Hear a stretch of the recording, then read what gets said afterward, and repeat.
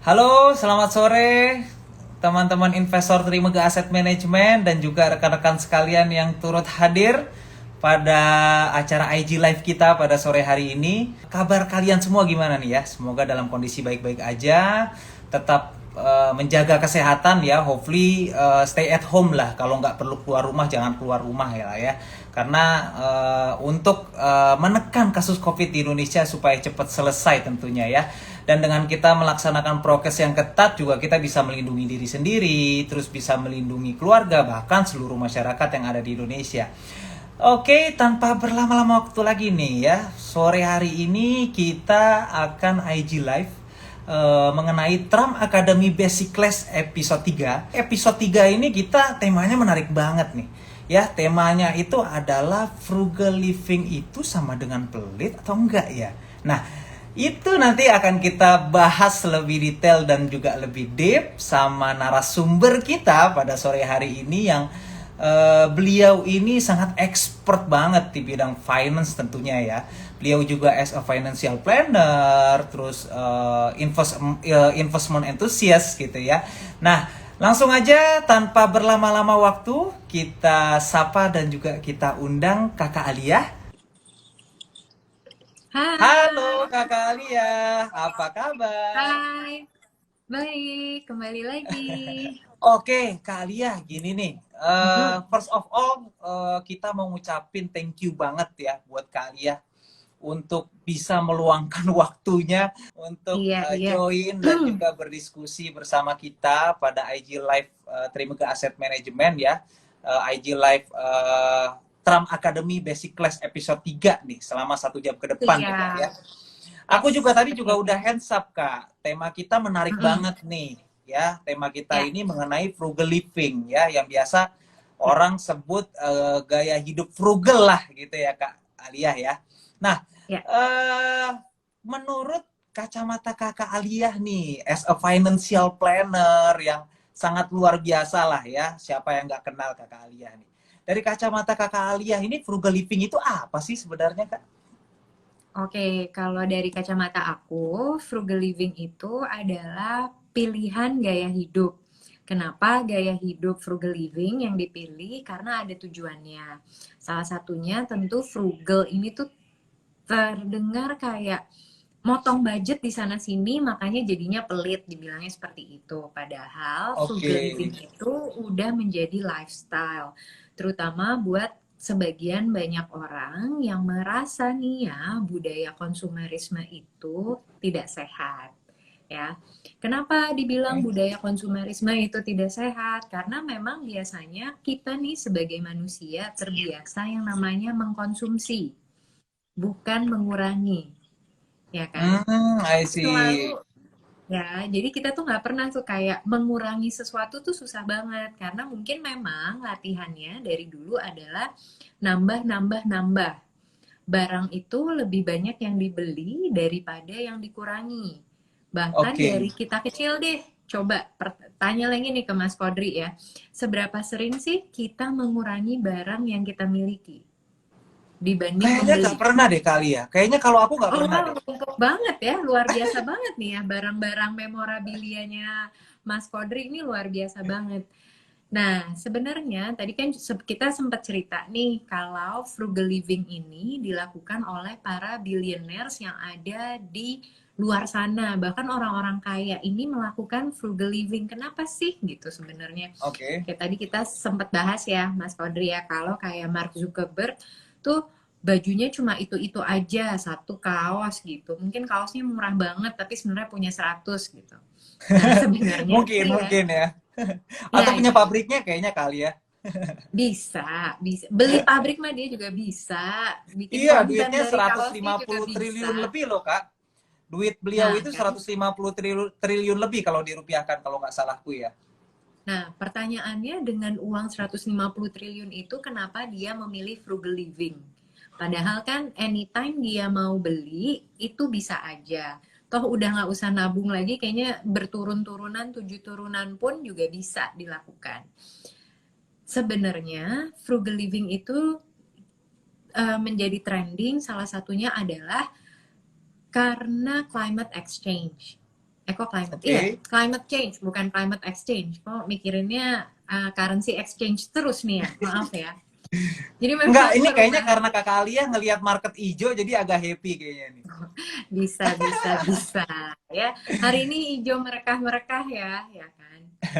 Nah, perubahan iklim yang signifikan ini sangat bikin concern dan salah satunya ternyata penyumbangnya itu adalah karbon emisi. Karbon emisi ini ada dari polusi dan salah satunya adalah dari polusi limbah. Limbahnya dari mana?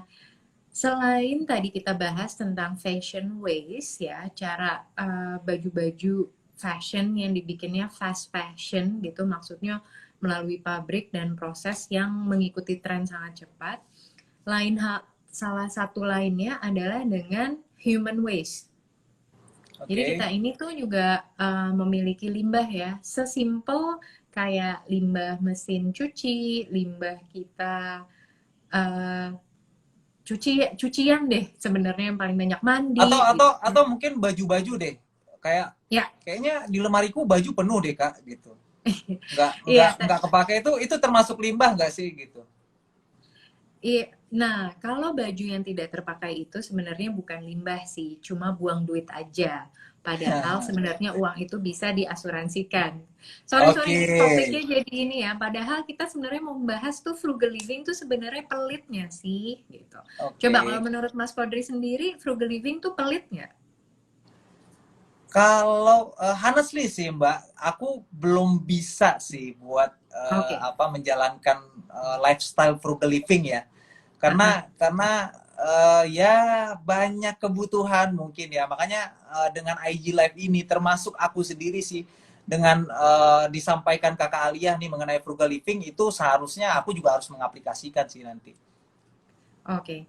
Nah, sebenarnya sih kalau frugal living itu kan memang tujuannya hemat ya, tapi apa aja yang dihematin itu tergantung lagi dengan skala prioritas dari teman-teman sendiri nih. Sebenarnya apa sih yang mau dituju dengan frugal living ini gitu. Dan untuk menciptakan frugal living nih agar kita mampu hidup frugal, biasanya ada reasonnya. Salah satunya Oke. krisis di pandemi ini, yang tadinya budget kita ada segini, budgetnya kepotong. Of course, yang namanya manusia mencari insting untuk survive. Cara survive-nya bagaimana ya? Dengan melakukan, yang pertama kali dilakukan adalah pemotongan budget biasanya. Ya kan? Ini Eh, apa nih oke. yang harus dipotong gitu. Yang kedua, barulah kita milah-milih nih mana yang bisa kita potong, mana yang bisa dikurangi. Karena nggak ada cara jalan lain selain dua hal itu dengan budget yang terbatas.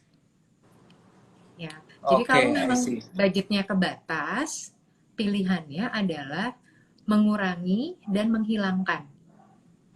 Ya, Oke, opsi dua ya, lainnya menghilangi dan dua. mengurangkan ya. Ya, Oke. kalau kedua hal itu nggak bisa dilakukan, opsi ketiganya baru berutang.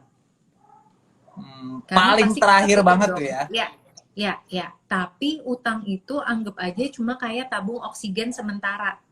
Kenapa Oke. saya bilang gitu? Paling dia cuma bisa nambel. Kamu nggak bisa tuh terus-terusan berhutang agar hidup kamu kembali sehat. Kondisi keuangan kamu kembali sehat. Jadi Nah, oke. makanya frugal living itu kita paksain. Bedanya apa sih sama pelit? Pelit itu adalah sifat, ya. Sifat ya. Tapi kayaknya terdengar beda tipis loh Kakak Ali ya. Oh iya, Ya, beda iya, tipis ya. Antara pelit iya, dengan frugal living ini agak beda tipis. Tuh bedanya ya. gimana tuh, Kak? Kalau frugal living dilakukan karena opsi pilihan kondisi terbatas. Kalau Oke. pelit bisa aja sih nempel ke teman-teman yang lagi mau transisi nih ke frugal living. Kenapa Oke. dibilang transisi? Iya biasanya kalau kamu biasa belanja tiap minggu, biasa beli kopi 2 hari sekali, tiba-tiba berhenti karena alasan keuangan, kok dia tiba-tiba pelit ya?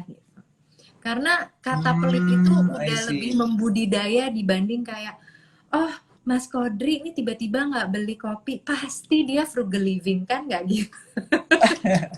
Pasti dia pelit, pasti orang ngomongnya pasti dia pelit Pasti ya. orang ngomongnya pelit duluan karena budaya pelit ini yang sebenarnya nyampe duluan gitu. Ya sebenarnya maksudnya dalam tanda kutip ya Kak Alia ya. Ya, Artinya orang menyangka kita pelit sebenarnya belum tentu kita pelit gitu ya. Bisa belum aja kan tentu. aku Ya, misalnya aku oke, biasa aku beli kopi gitu. Aku nggak beli kopi karena mau beli suatu hal atau mau apa, kan bisa jadi gitu ya Kak Alia ya. ya, ya, kayak ada underlying reasonnya lah. Kayak kalau Oke. investasi, kan ada rules-rulesnya. Ini apa sih yang sebenarnya yang kita lakukan? Kenapa sih kita harus frugal living? Tadi kan Kakak Alia sudah menjelaskan detail nih. Ternyata frugal living itu bukan masalah gaya hidup aja sih sebenarnya. Ya, Agak lebih meluas ya Kak ya gitu. Nah, mm-mm. tapi gini Kak, sebelum lebih deep lagi ya, aku mau nanya nih. Eh Sebagai aku nih, misalnya aku atau investor Trimega Aset atau rekan-rekan yang hadir lah pada sore hari ini. Sebenarnya cara mengaplikasikan gitu ya, nilai-nilai frugal living yang tadi Kakak sebutkan di kehidupan sehari-hari itu gimana Kak? Oh ya, itu harus dipaksain. Buat saya sih Oh, nggak ada cara lain ya. Memang caranya nggak halus dan ini karena apa? Dari kecil ibu saya tuh ngajarin kalau biasa karena dipaksa. oke. Jadi untuk artinya Cara gini, ya, membiasakannya memang agak ekstrim gitu. oke, Bisa oke, karena biasa, biasa karena dipaksa. oke, Kalau tidak oke. ada paksaan, biasanya kita tidak akan pernah melakukan. Nah, kayak pandemi ini kan paksaannya adalah kita jadi jauh lebih memperhitungkan biaya-biaya, jadi lebih ngitungin duit gitu. Karena nggak tahu nih kapan kita tiba-tiba butuh uang gitu. Apalagi begitu pandemi kemarin itu jalan, ya tahun lalu, itu tiba-tiba orang semuanya terkaget-kaget kalau mereka nggak punya dana darurat, tabungan aja Oke. nggak punya, apalagi punya dana darurat gitu. Karena selama berapa terakhir kita punya krisis penyakit itu mungkin tahun 1929 ya, ketika Ya udah lama ya. uh, ya kan pandemi flu gitu. Ketika pandemi SARS juga tidak menghimpit Indonesia sebegitunya, tapi mungkin di Hong Kong dan di China. Jadi ketika ada pandemi ini yang selama 3 generasi, dari kakek saya nggak ngalamin, ibu bapak saya nggak ngalamin, tapi tiba-tiba kok kita ngalamin nih sekarang ini, ya terkaget-kaget tentunya. Oke. I see, Kak Alia nih. Artinya dengan statement Kak Alia tadi, berarti frugal living itu cocok dong Kak, kita aplikasikan dalam kondisi pandemi saat ini nih. Tadi kan sudah harus dipaksakan ya. Nah, Ya, sekarang lagi pandemi nih, cocok nggak kira-kira Kak, kita mengaplikasikan lifestyle frugal living? nah namanya lifestyle kan cocok-cocokan ya. Oke. Jadi ada nggak nih kebutuhan dari kalian untuk menjalani frugal living? Kenapa? Kalau nggak ada kebutuhan itu, biasanya orang cenderung tidak mau melakukannya. Ya, yang ada kebutuhannya aja kadang nggak mau hidup frugal living. Jadi buat Ujung-ujungnya konflik. malah tadi opsi 3 ya, kayaknya karena kebutuhan ya udah ngutang aja lah, nggak usah frugal living Iya, gitu ya. Kayaknya kebanyakan iya. begitu deh orang. Nah, kemarin tuh saya sempat bikin survei di IG ya. Pertanyaannya, kalau kamu menghadapi krisis keuangan, mana yang akan kamu lakukan? Jawabannya itu lebih ke arah mayoritas ya, kayak 60% lah, lebih memilih untuk mengatur budget atau downgrade. Downgrade tuh ada sekitar 22%. Dan frugal living itu menjadi pilihan paling bawah, 18%. I see. Ya kan? Berarti oke, oke, oke. Gini gini Jadi gini ke mungkin mungkin gini kali ya. Salah kaprahnya frugal living itu terdengarnya kayak hidup pelit banget, mirit-mirit gitu. Padahal kayak mungkin gaji lo bisa sekian, tapi lo cuma mau hidup 30%. So what's the point gue kerja gitu? Mungkin ya, karena kan kita juga nggak tahu gitu. Aku juga nggak nanya lebih jauh kenapa sih lebih milih smart budgeting dibanding frugal living. Nah, menariknya orang tetap lebih milih untuk downgrade dibanding hidup frugal. I Nah, see. yang dimaksud downgrade di sini adalah prinsip substitusi. Jadi mencari barang pengganti dari aktivitas yang bisa kamu jalanin. Misalnya nih, Mas Kodri tetap senang ngopi, ya. Mungkin biasanya Si stylenya Ijo tinggi gitu nih, ya. Biasanya iya, si Ijo. maunya yang ada bintang, ya kan, si hijau, ya, Udah nggak yang usah pakai banyak-banyak kodenya, mahkota, Mbak. ya kan. Terus Iya. ya udah, gue bisa kok tetap dapat kopi tapi dengan memori-memori lah, si kopi memori yang harganya sepertiganya dari ini.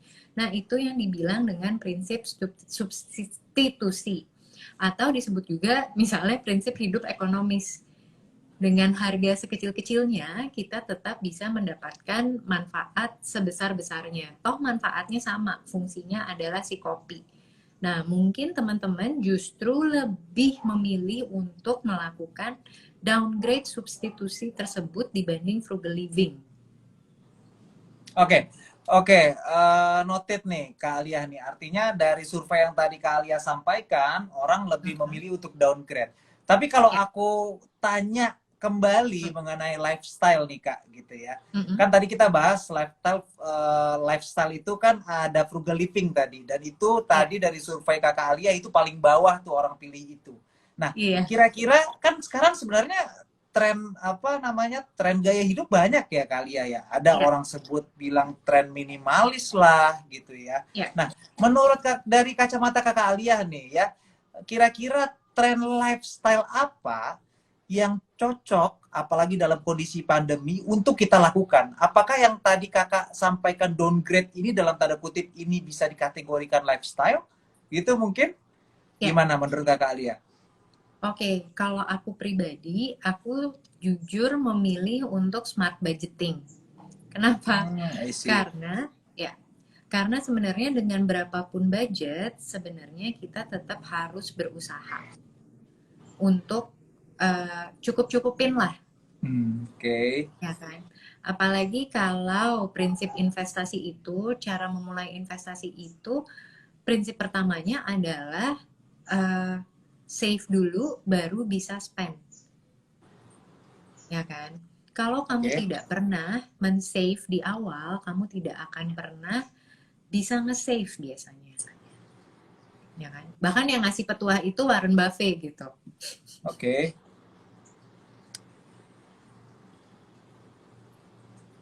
Oke, dari statement Kakak Aliyah tadi nih, Kak, timbul pertanyaan lagi ya, Kak ya. Kira-kira gini, Kak. Halo, Kakak Aliyah, denger ya? Ya, ya, ya, ya. Oke, takut ada koneksi Enggak, jangan. koneksi kayak tadi. Oke, Enggak. gini Kak, tadi kan kata Kakak Aliyah kan ya whatever lah ya, kita dengan tren mungkin kata Kakak Aliyah ya harus smart budgeting lah gitu ya. Mm-mm. Terus ada yang memilih frugal living, mungkin ada juga yang memilih minimalis gitu ya. Ya, Ya. banyaklah orang yang maksudnya bolehlah memilih apapun itu untuk lifestyle-nya mereka gitu. Tapi tadi Kakak Alia sempat statement nih untuk mengaplikasikan kayak frugal living dan mungkin tren minimalis gitu ya. Itu kan harus dipaksakan ya Kak. Tapi kira-kira ada nggak solusi dari Kakak Alia ya ketika kita Mm-mm. mengaplikasikan gaya hidup tersebut, kita bisa enjoy our life gitu loh Kak. Kita tetap happy gitu loh. Bisa Oke. nggak kira-kira Kak? Mungkin di awal susah ya, yang namanya kita lagi beradaptasi, pasti ada trade-off-nya. Ada hal-hal yang memang harus kita korbankan di awal. Tapi kita harus tahu nih cara menjalaninya adalah ini tujuannya mau kemana loh gitu. Kalau kita nggak tahu tujuan kita menjalankan frugal living, pasti susah banget. Susah Oke. banget ngejalaninnya. Apalagi ya, kayak misalnya nih, kalau teman-teman ada yang curhat gitu, why I have to do this kind of frugal living gitu. Padahal ada teman-teman sebagian enggak.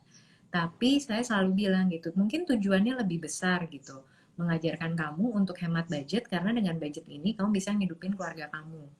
Most of teman yang saya tahu menjalani frugal living itu karena mereka adalah sandwich generation. Ya, Oke. orang-orang yang kebetulan bisa ngatur smart budget itu biasanya udah terlepas nih dari uh, dari sandwich generation, atau mereka sudah bisa naik pangkat. Oke.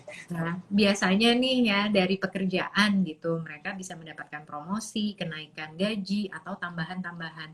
Cuma justru biasanya kehidupan frugal living yang kesannya lebih kepepet-kepepet alias minimal banget nih budget gue di tengah kehidupan ibu kota dan kota-kota lainnya yang kebutuhannya deras banget gitu. Nah, Nah, itu. otak kreatif manusia itu tuh jauh lebih cenderung berpikir gitu. Bahkan mereka bisa menghasilkan beberapa tambahan income.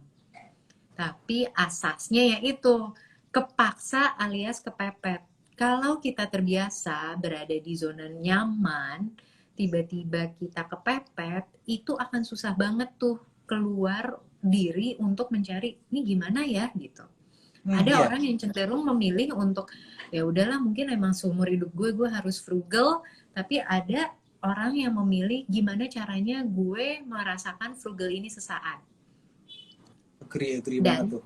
ya, dan saya pernah kok ngerasain frugal living itu, tapi saya tidak mau terus-terusan berada di situ.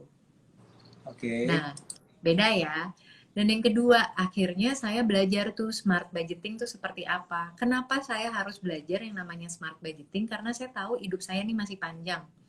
Saya nggak tahu kapan saya butuh uang, tapi yang saya tahu ketika saya tua nanti atau di usia pensiun saya tidak harus membebankan siapapun.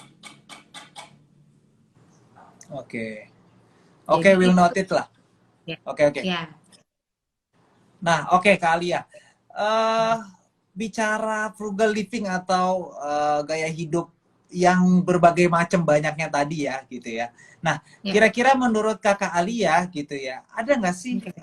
keterkaitannya ya antara kita mengaplikasikan gaya hidup misalkan frugal living atau gaya hidup minimalis atau gaya hidup smart budgeting gitu ya. Mm-mm. Itu ada nggak keterkaitannya dengan perencanaan keuangan nih? Oh ya, ada. Ada banget gitu. Ada banget ya. Kita ada banget gitu. Kalau buat saya sih ya, kamu mau menjalani apapun itu kamu perlu plan. Plan itu dibutuhkan agar kamu bisa menjalankan rencana kamu ke depannya dengan maksimal. Kenapa? Failing to plan is planning to fail. Saya selalu kayak, oke, kalau kita mau do this, berarti kita harus ada rencananya nih, gitu. Kalau rencana ini nggak berhasil, berarti, oh harus ada rencana lain, gitu. Kalau kita nggak punya pegangan rencana itu sendiri, gimana kita nge-track nih? Nah, sama halnya dengan melakukan si frugal living ini. Ketika saya dulu melakukan frugal living gitu ya, saya tahu budget hidup saya tuh berapa. Dan saya harus bertahan loh dengan budget yang cuma segini ini gitu. Jadi gimana caranya saya merencanakan hidup dari minggu ke minggu. Nah, saya juga Oke. suka banyak pertanyaan nih, Mbak, saya nih kan freelancer. Gimana caranya saya bisa hidup dengan budget yang oke? Nah, Nah, kalau freelancer itu kan biasanya invoice-nya turunnya tuh tergantung kebaikan hati klien ya kan. Kita iya tidak agak suka bisa. dilambat-lambatin ya kayaknya. Enggak klien nggak begitu juga. Cuma maksud saya kadang kan ada proses di klien yang membutuhkan waktu, tapi ya kalau bisa lebih cepat syukur, kalau enggak ya itu yang harus kita takar. Nah, kalau untuk para freelancer, biasanya saya menyarankan budgetingnya dilakukan per minggu, jangan per bulan. Kenapa? Per bulan Hmm, itu hanya bisa dilakukan untuk teman-teman yang memang gajinya bulanan, seperti karyawan, atau yang memang dibayarnya udah berdasarkan invoice bulanan tersebut. Cuma kalau oke. freelancer yang dibayar per project, better kita udah tahu nih biaya hidup mingguan kita berapa sih. Nah, ketika biaya hidup mingguan kita udah ketahuan, kita udah tahu tuh smart budgeting kita berapa, rencana keuangan kita seperti apa, ya kan? Kalau kita tidak melakukan budget, kita nggak tahu sisa uang kita itu ada berapa. Kalau kita nggak tahu sisa uang kita itu ada berapa, gimana kita mau investasi? Karena uangnya Oke. kepake terus. Karena Iya, uangnya iya, iya, kepake iya, iya, terus, iya. ya kan? Dan Oke. kenapa teman-teman harus investasi? Karena kita ingin mencapai financial goals yang kita inginkan. Nggak mau kan hidup dengan paycheck to paycheck, budget dan budget kayak, oh my god, gue harus dengerin budget, gue bikin budget mingguan ini sampai gue umur berapa ya gitu. Coba tanya deh ke diri kalian, kalian mau melakukan budgeting mingguan tuh sampai kapan gitu. Ya, benar-benar. Oke, Kak Alia ya, kita dari Mm-mm. tadi ngomongin kan budgeting ya Kak ya, gitu. Ya, Maksudnya hidup kita ini memang alangkah lebih baik gitu ketika kita bisa mengaplikasikan budgeting nih, gitu. Tapi menurut Kakak Alia sendiri gitu ya, ini kan masuk ya, dalam perencanaan keuangan ya Kak, budgeting nih. ya. Nah, katakanlah gitu ya, Mm-mm. katakanlah ini ada seseorang ini penghasilannya bulanan nih, karyawan beliau nih, Ya, ya karyawan gitu kan. Nah, itu gimana sih cara memaksimalkan budgetingnya itu gimana gitu? Karena eh, banyak pertanyaan gitu ya, orang maksudnya udah digaji bulanan tapi habis mulu gitu. Padahal kalau dirinciin nih, kalau kita panggil ya, orangnya, coba deh rinciin nih, coba pengeluaran ya. lu. Sebenarnya harusnya masih sisa gitu dan banyak sekali gitu komponen yang maksudnya bukan apa needs lagi tapi wants gitu. Nah, menurut Kakak Alia nih gitu dalam hal budgeting itu yang terbaik tuh gimana gitu loh. Dalam Oke. pengalokasian budgeting itu tuh gimana yang bagus dan memang baiklah untuk karyawan misalkan yang berpenghasilan bulanan misalnya. Itu gimana, Kak? Oke, kalau untuk budgeting itu sebaiknya langsung punya pos-pos alokasi yang teman-teman Hmm, gampang inget aja. Ya, kalau saya suka pakainya 50, 20, 20, 10. Nah, oke. 50% itu saya taruh untuk kebutuhan. Nggak lebih, nggak kurang. Jadi batas yang saya pakai termasuk untuk cicilan itu hanya ada di 50%. Kenapa? 20%-nya itu biasanya saya pakai untuk self reward setengahnya, setengahnya lagi untuk orang tua. Oke. Okay? Oke. Wajib tuh ya karena Nah, doa orang tua itu kesuksesan diri sendiri itu ya. ya. Oke, lanjut Nah, Kak. 20%-nya lagi itu udah saya pakemin memang untuk investasi. Jadi investasi itu memang selalu ada budgetnya. Dan 10% itu untuk sedekah. Ini budget ideal ya. Kenapa saya bilang budget ideal? Karena nggak mungkin semua orang bisa melakukan hal tersebut. Oke. Apalagi kalau misalnya teman-teman baru aja berkeluarga nih, baru Hmm. menikah, baru punya anak, itu adalah masa di mana saya juga mengalami hidup dari gaji ke gaji. Oke. Ya.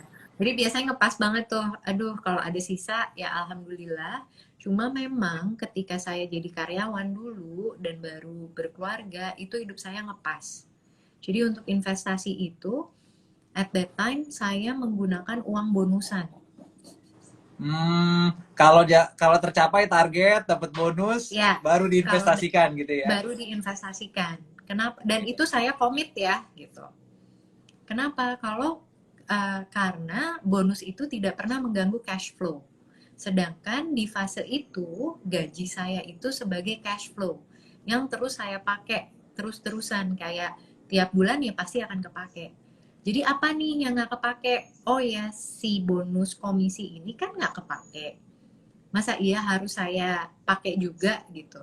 Terus kapan saya nabungnya? Padahal investasi itu juga tujuannya kan ada untuk finansial. Apalagi ketika saya baru berkeluarga ya pengen banget dong. Gimana ya caranya bisa DP rumah.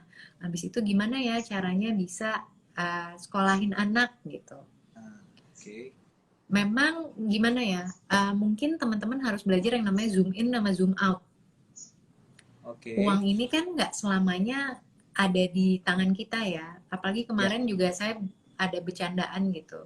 Uang adalah benda padat yang paling mudah menguap, ya kan? Jadi kita nggak tahu nih sebenarnya tok tok tok kapan uang kita akan menguap nih kita nggak tahu gitu. Tapi kita harus selalu punya gitu. Dan saya tuh nggak suka banget rasanya nggak punya uang gitu. Jadi itu sangat membantu saya untuk mengontrol sisi impulsif saya. Gitu. Oke. Oke. Berarti dari sisi budgeting itu kan Kakak Alia statement 50, ya, 20, 20 20, dan 10 20, ya. 10. Ya. Oke. Idealnya ya, ini bisa Ya. disesuaikan dengan menu paket kalian masing-masing kok. Oke, oke. Jadi memang 50%-nya dialokasikan untuk kebutuhan hidup sehari-hari ya. Mungkin Ya, mungkin yang udah berkeluarga bayar listrik, terus yang udah betul. punya anak bayar pendidikan segala macam gitu ya. Baru Mm-mm. nanti 20%-nya itu untuk ada untuk orang tua gitu ya. Ya, Ada untuk sedekah gitu ya. Terus betul. 20%-nya lagi untuk apa lagi tadi, Kak? Investasi. Investasi. Jadi untuk investasi dialokasikan 20% ya. Ya, Berarti untuk investasi 20% artinya sebenarnya 20% itu kan dari hasil bulanan kita ya, Kak ya. Nah, ya, betul. berarti buat teman-teman investor Trimegah nih ya, udah dengar sendiri dari expertnya nih di bidang financial planner gitu ya. Paling tidak nih Ya. mengalokasikan 20% untuk investasi gitu ya, Kak. Oh, Nah, tapi itu kan gimana gimana? ideal. Ya, maksud aku itu Idealnya kan ya. ideal. Palingnya Ya, 5% aja. Mulai dari yang kecil dulu deh. oke. Oke, Kalau jadi ditanya, uh-uh. Kalau ditanya kenapa Mbak Alia porsi investasinya gede, soalnya memang di dalam investasi itu kan ada tujuannya. Yang tujuan saya nih paling deket pengennya naik haji sama oke. nabung buat pensiun. Karena saya juga nggak tahu nih kapan pengennya sih bisa pensiun secepatnya ya, Ci. Punya duit banyak diinvestasiin, ambil dari capital gain-nya aja gitu ya, Kak ya. Betul. Atau dari dividennya aja. Udah mencapai financial freedom kayaknya tuh ya. Iya. Oke, Atau gini dari Kak. Hah? reksadana yang punya asuransi, Mas Kodri. Oh ya, itu kayaknya produknya aku kenal tuh. Apa tuh produknya Kak Alia? Iya, jadi kayaknya Mas Kodri yang lebih tahu nih. Aku juga Ya, baru kenalan kok sama nih produk yang ternyata kalau kita nabung di reksadana Trimegah Fixed Income Plan, ya, kita selain bisa bereksadana, mendapatkan profit, kita juga bisa tercover sama insurance. Nah, itu kan ya, udah paket combo banget kan. Jadi kayak, oh benar, benar, benar. ternyata saya nggak harus ya nambah budget untuk asuransi jiwa karena sudah tercover banget nih ada di produk reksadana. Jadi sekalian investasi kita punya asuransi, bukan kebalikannya ya. Biasanya kan unit link itu adalah asuransi di dalamnya investasi. Nah, kalau ini kamu dapat investasi, asuransinya gratis. Nah, sangat luar biasa ya. Mungkin aku nambahin dari Kakak Alia nih ya, Kak. Memang Ya, Trimegah Fixed Income Plan ini memang sebuah produk reksadana, reksadana pendapatan tetap yang bisa memberikan benefit sangat luar biasa buat nasabahnya ya. Pertama, ya, kita tahu bahwasanya kalau kita bicara obligasi atau pendapatan tetap itu kan fluktuatifnya tidak terlalu tinggi ya, Kak ya. Kalau kita bisa menjaga jangka waktunya gitu dan obligasi juga apa namanya menghasilkan dividen ya. kan, obligasi menghasilkan dividen gitu kan. Jadi secara produk gitu, ini kan produk fixed income yang sebenarnya masuk profil resiko moderat ya kali ya. Nah, Ya, kalau beli produk ini gitu, kalau kita beli itu kita bisa mendapatkan benefit kenaikan return dari produk kita karena oke. obligasi itu kan akan selalu naik ya. Dan jatuh tempo dia akan dibayarkan lunas dan selalu ada dividen. Itu pertama. Jadi kenaikan nilai aktiva bersih kita akan naik. Artinya uang kita akan meningkat. Itu kelebihannya pertama.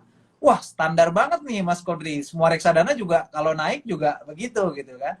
Tapi yang kedua, Ya, ternyata reksadana ini memberikan dividen ke Alia. Dividen sebesar 1% per tahun yang dibagikan per 3 bulan oke. gitu loh ya. Iya, iya. Jadi maksudku ini produk cocok banget, three in one lah gitu. Dan yang terakhir itu coverage asuransi jiwa sampai dengan 1 miliar. Artinya kalau kita punya 500 juta lah katakanlah gitu ya. Tapi jangan sampai terjadi lah misalkan terjadi apa-apa untuk maksudnya terjadi apa-apa dengan diri kita gitu. Ahli waris akan mendapatkan unit penyertaan kita dan dikali dua gitu loh. Jadi jadinya dapetnya 1 miliar, padahal yang di penyertaannya cuma 500 juta Wow. gitu kan. Wow banget, Oke, apalagi untuk dana ternyata pensiun. ya kan? Apalagi Iya. untuk dana pensiun gitu. Dan apalagi ya, walaupun kalau nggak salah aku maksimum umurnya itu 58 deh kali ya.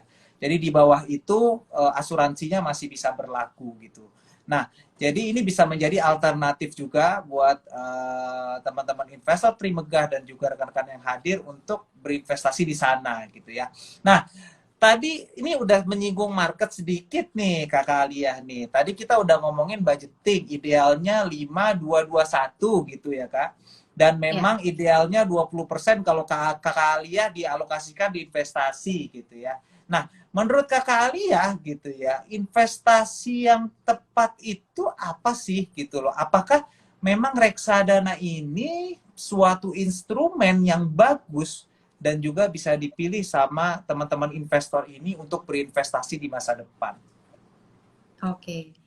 Jadi sebenarnya investasi yang bagus itu kalau menurut saya adalah yang kita ngerti ya. Oke, Sekarang kamu ngertinya apa? Ya, ngertinya apa nih yang harus ngertiin ya? Kamu juga harus ngerti kalau misalnya investasi selalu ada risiko. Risiko kehilangannya itu seperti apa? Sesimpel kemarin tetangga saya itu beneran cerita kalau dia invest kura-kura. Karena menurut dia kura-kura itu bisa menjadi dana kuliah anaknya. Saya nggak ngerti kura-kura dan saya tidak bergabung di komunitas kura-kura, ya kan? Kebetulan dulu karena saya kerja di perbankan, saya mengerti sangat produk-produk yang ada di bank. Dan disitulah oke, tahun 2012 saya kenalan sama reksadana. Nah, reksadana oke. itu dulu tuh dibeli minimal masih 1 jutaan Oh, masih dan mahal dulu berlaku ya? masih mahal dan berlaku kelipatannya kalau nggak salah. Tapi sekarang kan udah bisa dibeli dari ada yang 10.000, ada yang 100.000, Betul. tergantung dari produk pilihannya masing-masing.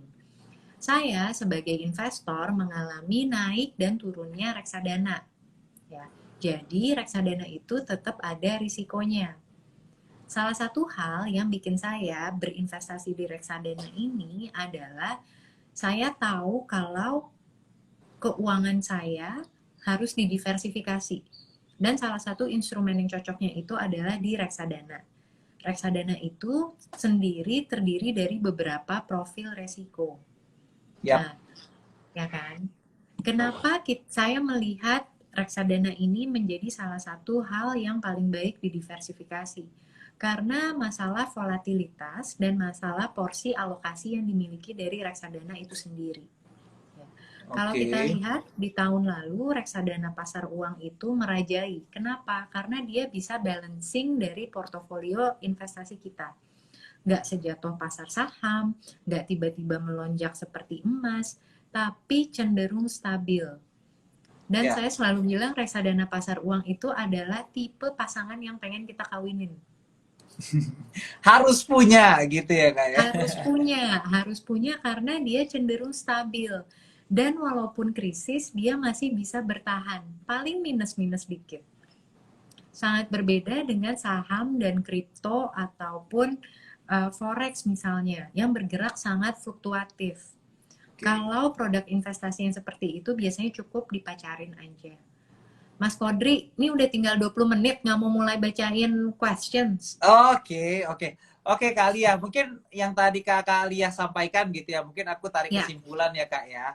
Gitu, ya, mungkin yang Kakak sampaikan tadi, mungkin investasi itu ternyata cocok-cocokan ya Kak ya. Dalam ya, artian nggak harus investasi itu di sebuah, maksudnya nggak ada instrumen investasi yang lebih baik atau lebih buruk gitu ya Kak ya. ya. Tapi ketahui diri dulu gitu ya, Oke. kita Okay. pahamnya di mana dan kita harus ngerti dulu produknya, baru kita invest di sana gitu ya Kak ya. Dalam Ya, artian ketika membeli sebuah produk reksadana juga gitu karena investasi di reksadana kan harus punya pengalaman juga gitu. Kita harus mengetahui ya, produk tersebut bagus atau tidak gitu ya.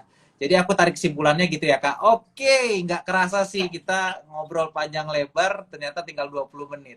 Oke Kak, ini question box-nya udah banyak banget nih Kak. Aku pilih Oke. Okay. satu ya. Ya. Oke,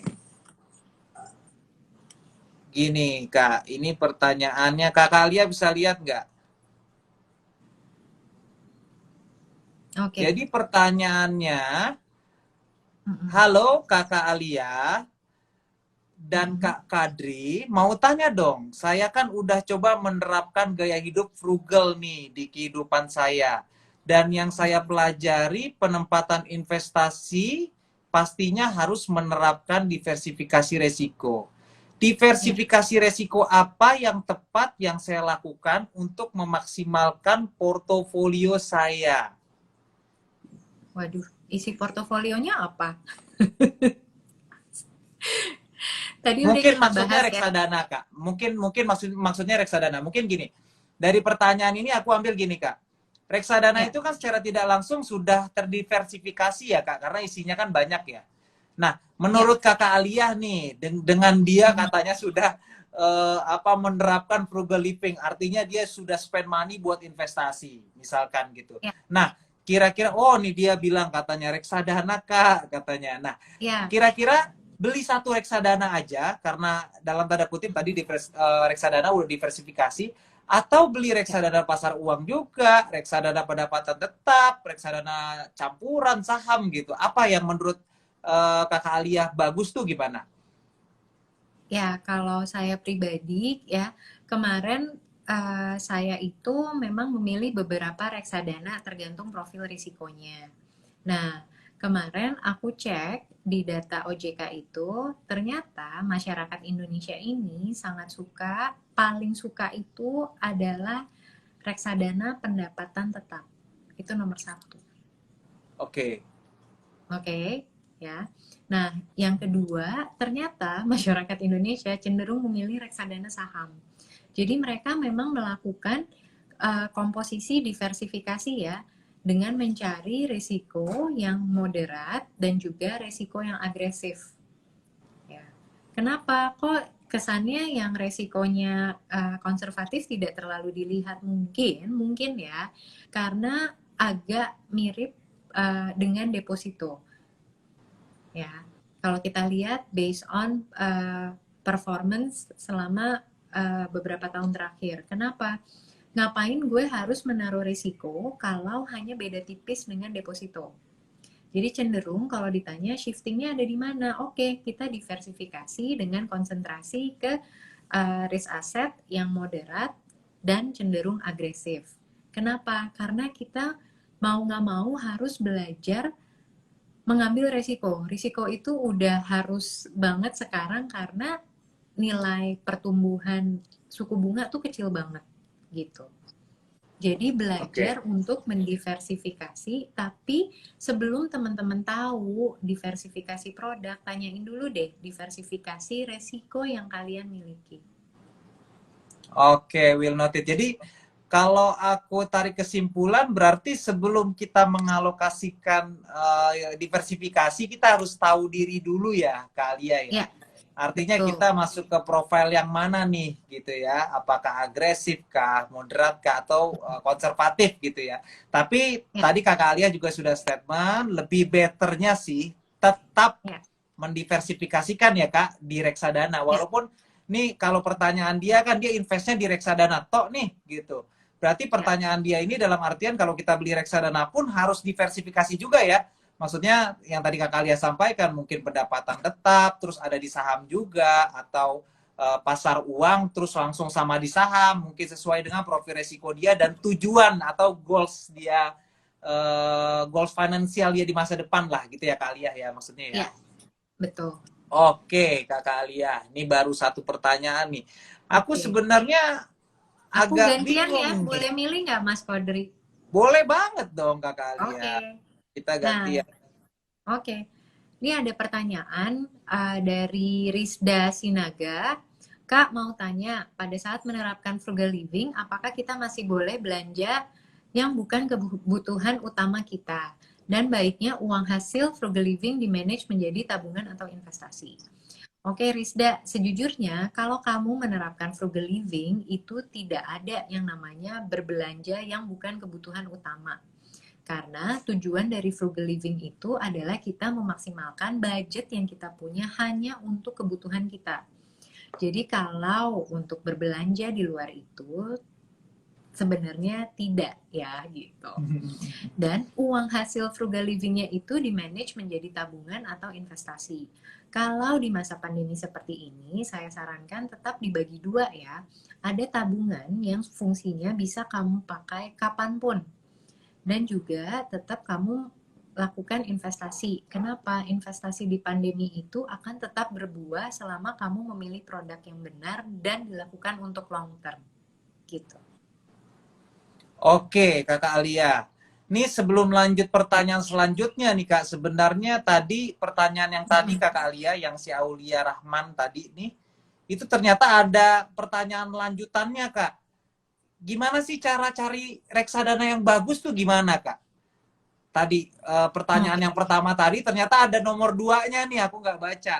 Jadi biar sekalian gitu loh. Kira-kira kalau dari Kakak Alia sendiri ngelihat sebuah produk reksadana nih bagus atau enggaknya dari mana sih Kak? Oke, kalau masalah reksadana kan kita tidak bisa aja ngelihat ke performan secara histori. Karena kalau Oke. teman-teman lihat antara 1 tahun, 3 tahun, ataupun 5 tahun itu sangat berbeda. Kenapa? Ya karena memang marketnya berbeda, sektor dan tren yang ada di dalam portofolionya itu berbeda. Jadi salah satu cara kalau saya melihat disesuaikan lagi dengan timelinenya. Kalau sekarang saya lihat kayaknya hari ini setelah ada pengumuman Indonesia bisa lepas dari resesi, kemungkinan produk reksadana yang moderat dan memiliki resiko agresif ini akan memiliki puncaknya, apalagi mencapai zaman-zaman window dressing. Jadi saya sarankan cek di timelinenya.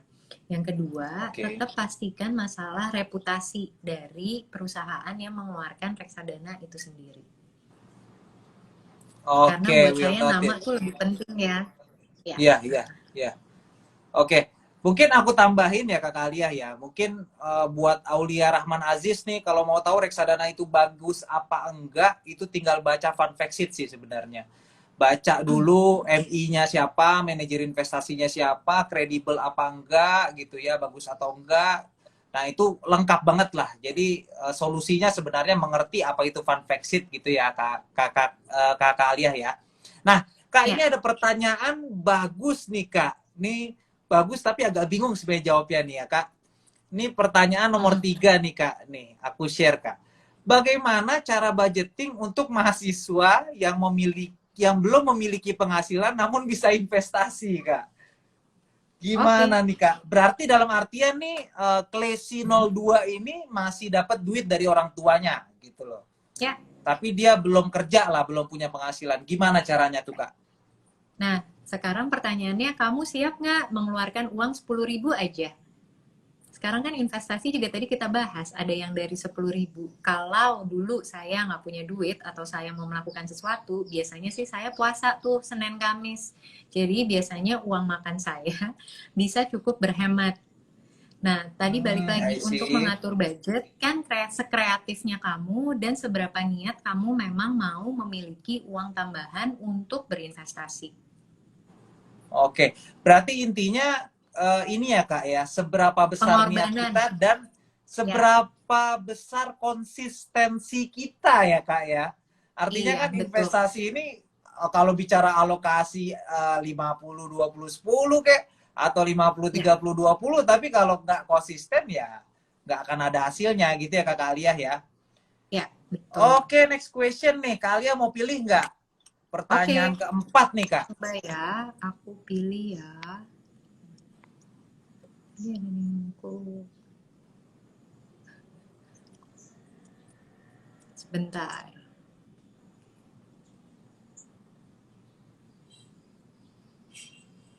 Oke.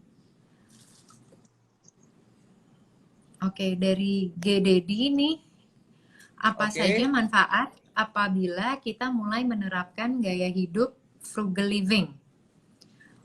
Nah, manfaatnya dengan menerapkan frugal living, kamu bisa memiliki extra budget untuk menjawab kebutuhan-kebutuhan kamu yang lain. Salah satunya adalah dengan investasi. Semakin besar budget yang kamu punya untuk investasi, semakin hebat kekuatan modal untuk menghasilkan profit. Nah, jadi Oke. teman-teman gimana sih manfaatnya frugal living ini? Ya, kamu seberapa pengen nih mencapai financial goals gitu. Dan manfaatnya apalagi nih untuk frugal living? Kamu memiliki uang untuk memilih opsi hidup yang ingin kamu jalani. Ya, karena opsi pilihan lain itu baru akan ada kalau teman-teman memang memiliki uangnya. Kalau kita tidak memiliki uang, kita tidak bisa memiliki opsi untuk menjalankan hidup.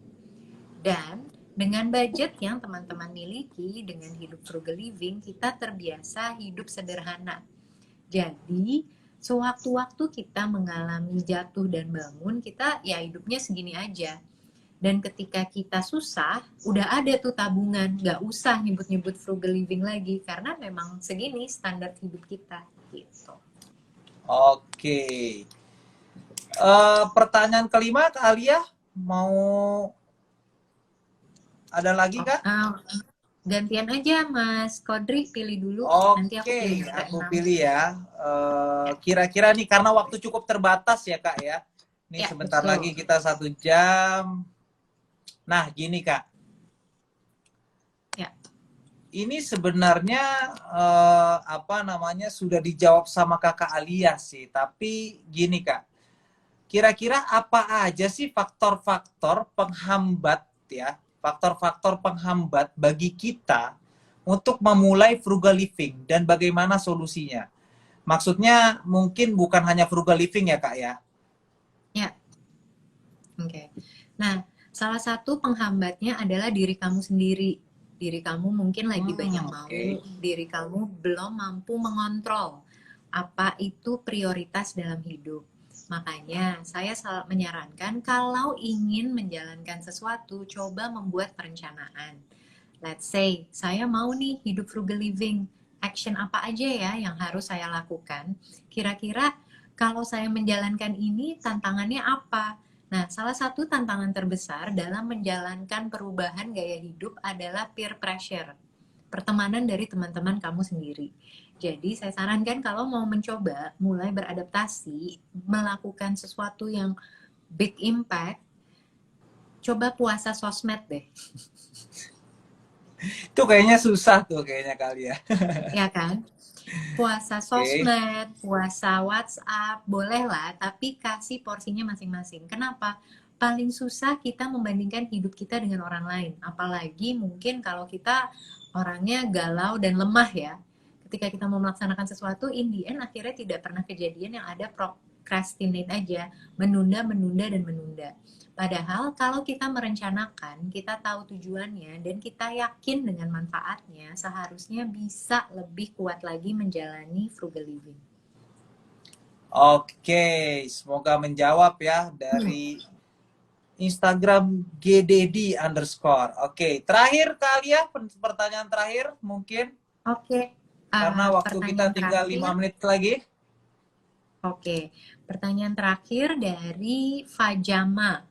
Oke, Kak, apa kiat frugal living ini bisa dilakukan dengan di kehidupan di Jakarta? Yes, kalau bisa gimana caranya? Oke, sekali lagi teman-teman, frugal living itu adalah tentang mindset dan gaya hidup yang kita pilih. Kalau kamu belum siap menjalankannya, mau di kota apapun, Paris dan New York, kamu belum siap menjalankan frugal living. Ya, frugal Oke. living itu artinya berhemat dan merasa cukup dengan kebutuhan pokok saja. Ya, kebutuhan-kebutuhan seperti tambahan lainnya belum tentu diprioritaskan. Kalau masih ingin melakukan kebutuhan-kebutuhan seperti entertainment lainnya, beri porsi saja. Katakanlah misalnya, kalau tabungan hasil frugal living saya sudah mencapai sekian, saya boleh nih mendapatkan self reward. Tapi kalau hal itu belum tercapai, sebaiknya kita lakukan frugal living dulu. Toh ujung-ujung dari frugal living ini dilakukan agar kita bisa hidup tenang, bisa hidup bebas hutang, dan juga bisa berinvestasi. Oke, lengkap banget jawaban dari Kakak Aliyah ya. Oke Ya, Kak, mungkin karena waktu kita cukup terbatas gitu ya Kak, ya, mungkin aku coba untuk tarik kesimpulan ya Kak dari diskusi kita dari 1 jam dari tadi ya. Nah, ya, mungkin teman-teman investor Trimega dan juga rekan-rekan sekalian yang hadir gitu ya, memang frugal living atau tren gaya hidup yang lain mungkin ya, apa itu minimalis atau smart budgeting gitu, sebenarnya bisa melatih diri kita ya agar kita ya, bisa disiplin mengatur mana yang menjadi prioritas ya, antara needs dan juga wants tentunya ya. Karena kalau kita ngikutin wants pasti nggak akan ada ujungnya. Tapi kalau kita tahu needs kita gitu ya, automatically pasti kita akan secara otomatis kita akan inilah mengaplikasikan frugal living atau gaya hidup minimalis gitu ya. ya. Dan as simple as that nih, Kak kan tadi Kak sempat sampaikan ya mengenai Mm-mm. budget alokasi pos-pos tertentu. Kakak Alia nyaman di 50, 20, 20 dan 10 gitu ya. Nah, Ya, mungkin ada juga yang 50, 30, 20 gitu ya. Nah, itu tinggal ya, disesuaikan aja dengan kebutuhan masing-masing dari investor Trimega Asset Management dan juga teman-teman sekalian. Yang penting gitu ya, yang paling penting itu adalah jangan sampai over budgeting nih. Ya jangan sampai over budget. Kalau memang kita sudah komitmen 50% untuk kebutuhan hidup, ya udah cukup-cukupin aja gitu ya Kak Alia ya. Tadi kan ya, harus benar banget. dipaksakan gitu ya, harus dipaksakan gitu. Jadi apalagi budgeting yang tadi disampaikan sama Kakak Alia itu sangat sangat menurut saya sangat bagus banget ya, karena ada unsur untuk orang tua, sedekah juga gitu ya. Jadi kehidupan kita ini kan kadang-kadang gak hanya di dunia aja ya Kak Alia ya. Dan itu mungkin Ya, bisa diaplikasikan juga sama teman-teman investor Trimega Asset Management dan rekan-rekan sekalian gitu. So, yang paling terakhir nih Kak Alia, dari budgeting tadi kan untuk investasi ya, yang sebenarnya investasi itu untuk financial goals kita ya kan. That's the long term goal gitu. Siapa sih yang nggak mau Kak gitu? Apa punya financial goals gitu ya, seperti kita bahas tadi Kak, punya duit banyak nggak usah kerja deh, udah invest aja, gue ambil capital gain-nya aja gitu ya Kak. Nah, ini kan menjadi pelajaran juga buat kita bahwasanya investasi itu cukup penting buat hidup kita, dan kita harus apa namanya alokasikan investasi itu mungkin untuk dana pensiun, apakah untuk pendidikan anak gitu, apakah untuk asuransi kesehatan mungkin ya, yang menjadi instrumen investasi juga gitu. Nah, jadi kuncinya adalah investasi itu harus konsisten. Mungkin kesimpulan dari aku mungkin itu nih Kak Alia. Mungkin ada tambahan dari Kakak Alia mungkin? enggak, mungkin ya teman-teman tetap semangat menjalani apapun itu, pilihan hidupnya. Mungkin kalau sekarang ini masih menjalani frugal living, semoga kedepannya bisa mencapai financial freedom secepatnya. Oke. Sangat luar biasa sekali Kak Alia. So thank you banget waktu yang udah Ya, diluangkan sama Kak Alia. sama-sama. Ya, Semoga apa yang disampaikan sama Kak Alia gitu ya, yang udah expert banget di bidang finance, tentunya bisa diaplikasikan sama teman-teman investor Trimega Asset Management dan juga rekan-rekan sekalian mungkin yang hadir di Instagram kita, dan ini bisa menjadi suatu inspirasi buat kita semua. Ternyata tadi udah ada kuncinya ya Kak, frugal living itu bukan ya, pelit gitu ya, dan harus dipaksakan untuk mencapai financial goals kita ke depan. Oke, terima kasih oke. banyak sekali lagi Kak Alia. Sehat selalu untuk keluarga dan Sama-sama. Thank you. oke, thank you. Happy selalu ya. Oke, buat teman-teman sekalian, aku izin untuk end live-nya ya. Oke, thank you semua. Bye-bye Kak Alia dan rekan-rekan sekalian.